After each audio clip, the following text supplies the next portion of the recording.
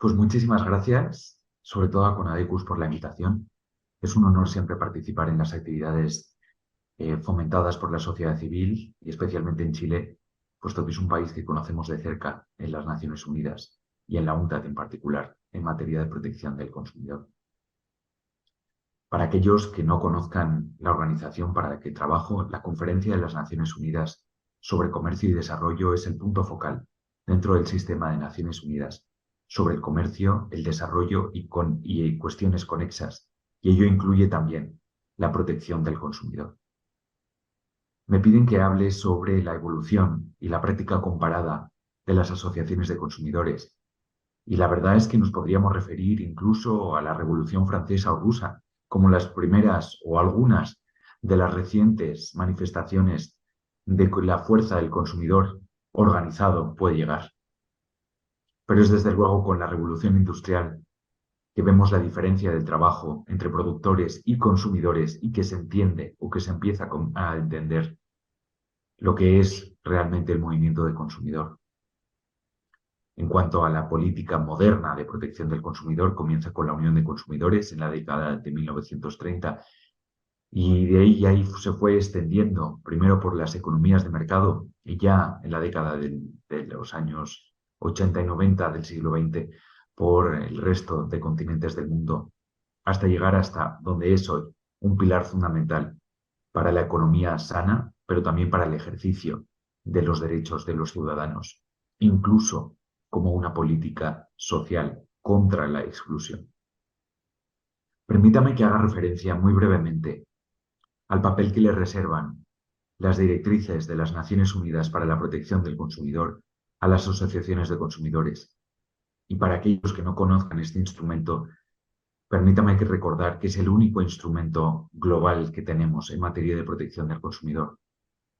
Pues bien, las directrices establecen como objetivo de las mismas facilitar la creación de grupos independientes de defensa del consumidor y reconocen como una legitimidad, una necesidad legítima de los consumidores la libertad de constituir grupos u otras organizaciones pertinentes de consumidores y la oportunidad de estas organizaciones de hacer oír sus opiniones en el proceso de adopción de decisiones que les afectan. Las directrices también reservan otras funciones para las asociaciones de consumidores, desde el monitoreo de mercados contra prácticas perjudiciales al monitoreo de la publicidad engañosa, incluso lo que hoy llamaríamos el greenwashing. La participación en códigos de buenas prácticas por parte de las empresas o incluso incrementar el conocimiento de los consumidores para evitar las controversias. Naturalmente, las asociaciones de consumidores juegan un papel esencial no solo en la información, sino también en la educación de los consumidores. Y una recomendación interesante que contienen los directrices es que piden que los estados faciliten la cooperación entre los grupos de consumidores y otros grupos permanentes de la sociedad civil, con miras a fomentar la capacidad en esta esfera. Y esto es algo que me voy a referir a lo largo de mi participación. En el Manual sobre Protección al Consumidor de la UNCTAD se dedica un capítulo a las asociaciones de consumidores y se entiende que ellas son fundamentales para el tejido económico de un país, puesto que es importante tener un agente independiente, independiente de los partidos políticos, pero también independiente de los poderes económicos y por tanto que no tengan ni interés político ni comercial y que puedan representar fehacientemente los intereses de los consumidores. También es importante que se escuchen las opiniones de las personas afectadas por las decisiones de política pública, especialmente aquellas que están menos o insuficientemente representadas en las tomas de decisiones.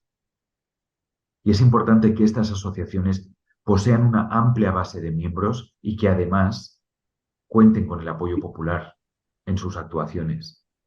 Y para ello es necesario un proceso participativo que les permita participar plenamente en la toma de decisiones. Déjenme que me reitere en tres asuntos que ya se han tocado en la apertura de este foro. pero permítame que le dé una mirada de derecho comparado e internacional, y muy especialmente en el relacionamiento que tienen las asociaciones de consumidores para con los estados y gobiernos. Y ello se puede resumir en tres ejes. Primero, el fomento de las asociaciones y muy especialmente en la financiación. Segundo, en la profesionalización de las asociaciones. Y tercero, en el relacionamiento con el Estado y entre ellas. Pues bien, el primero y fundamental, las asociaciones necesitan de modelos de negocio que sean viables, pero además se les está pidiendo que no tengan vinculación política y tampoco que reciban dinero de las empresas. Es una situación difícil para muchas asociaciones, especialmente en los países emergentes o en vías de desarrollo, que quizás tienen menos movimiento o menos conciencia por parte de los ciudadanos de la importancia de asumir los costos a través de cotizaciones.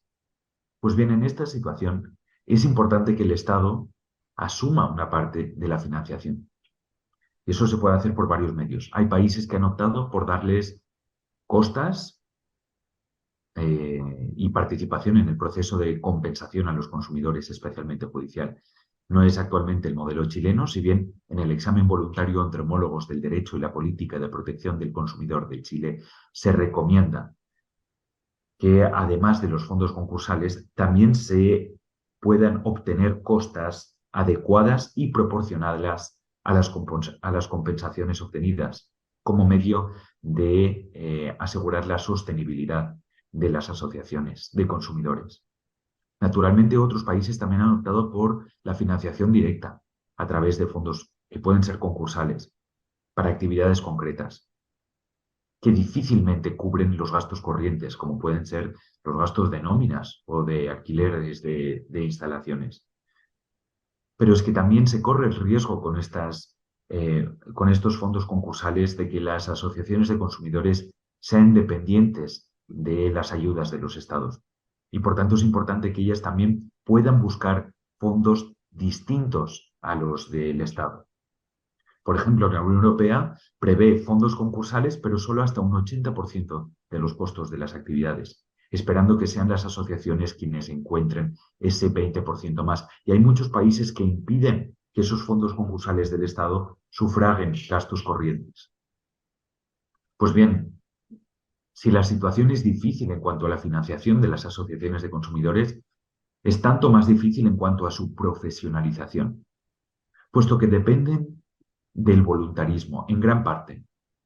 Es muy difícil que una asociación pague sueldos competitivos con el mercado. Y así vemos que dependen y mucho del compromiso social y cívico de sus integrantes, que desde luego no es una crítica, que es realmente la fuerza que tienen las asociaciones, es ese servicio público de intereses organizados y valientes. Pero también es importante que esas mismas puedan consolidarse en cuanto a instituciones. Y para eso, de nuevo, es importante que el Estado participe. El Estado puede participar dando cursos sobre protección del consumidor en temas sustantivos, y eso está muy bien. Pero también se necesita formación en cómo llevar una asociación, cómo llevar las cuentas, cómo llevar una política de recursos humanos, cómo hacer campañas de captación de fondos. Esas son también formaciones que pueden ser ofertadas por el Estado. Y por último, permítame que me refiera al relacionamiento con las asociaciones de consumidores. Sabemos por el examen voluntario entre homólogos de Chile que el sistema chileno cuenta con un consejo consultivo de la sociedad civil, que está liderado por el SERNA, que tiene unas competencias bien precisas que permiten informar la formulación de política pública. Pues bien, esta iniciativa es también presente en otros países de la región, como es, por ejemplo, el Consejo Nacional de Protección del Consumidor de Brasil, que también está liderado por la Agencia Nacional Brasileña Senacon, y que permite la integración de entes subregionales o los PROCONs. El Consejo Nacional de Protección del Consumidor de Colombia, que también integra a veces asociaciones de consumidores y también a empresas y entes regionales y sectoriales, o el Consejo Nacional de Consumo de Francia, que también integra las empresas. Y estos espacios suelen ser momentos en el que se toma el pulso de los intereses de los consumidores en temas de interés y también de participación de la política pública. Pero algo quizás también importante es el relacionamiento de las asociaciones entre ellas. Y es que la relación no puede ser unidireccional entre asociación individual y Estado, sino que también el modelo asociativo efectivo es aquel que teje relaciones entre las asociaciones.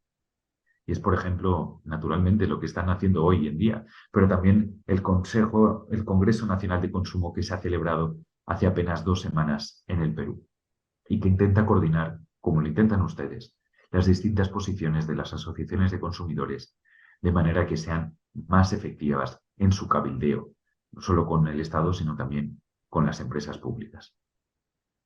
Y quiero terminar mi exposición con una reflexión personal sobre el rol que están jugando las asociaciones de consumidores en la política de protección del consumidor moderna. Durante muchos años, las asociaciones han servido su fin principal, que es el de representar los consumidores. No representan el interés público y general, como son el Estado, o el interés privado de las empresas. No, representan a los consumidores y por eso son la voz más autorizada para ello. También al estar cerca de las relaciones de consumo y de la realidad de los consumidores, son ellos quienes pueden sonar la voz de alarma en los casos de menoscabo grave. Y esa ha sido su relación durante muchos años. Desde la aparición de los derechos de los consumidores y de la práctica judicial colectiva, que tanto ha sido renombrada en Chile, también aparecen las asociaciones de consumidores como empoderadoras de los derechos de los ciudadanos en sede judicial. Y quizá ahora lo que falta es que esas mismas asociaciones encuentren el incentivo para desjudicializar las relaciones de consumo, especialmente en lo que se refiere al comercio electrónico, y permitan que haya una solución de controversias efectiva y rápida para los consumidores individuales. Es ahí donde hay una área de trabajo. Pero por último, y es algo que hemos visto con la pandemia de la COVID-19, es la aparición de la función social de las asociaciones de consumidores, aquellas que pueden dar voz a los más desfavorecidos, a las poblaciones vulnerables y en situación de desventaja, y que pueden hacer llegar las acciones coordinadas, no solo del Estado, sino de la sociedad civil, en pos de las personas más necesitadas. Así que les exhorto a seguir debatiendo sobre el papel de las asociaciones de consumidores, no solo en Chile, sino más allá, y a seguir trabajando y fajándose por el interés general de los consumidores en su sociedad. Me despido invitándoles al 8º periodo de sesiones del Grupo Intergubernamental de Expertos del Derecho y la Política de Protección del Consumidor, que tendrá lugar de manera presencial en Ginebra el 1 y 2 de julio de 2024 y cuyo tema principal será precisamente el fomento del movimiento de consumidor y los medios de fomentar el establecimiento y el desarrollo de las asociaciones de consumidores. Esta reunión suele congregar unos 70 países miembros de la UNCTAD, con unos 300 a 400 participantes, y esperamos que en esta edición cuente también con representantes de la sociedad civil para que se hagan oír sus necesidades y sus aspiraciones. Muchas gracias. Que tengan una muy buena jornada.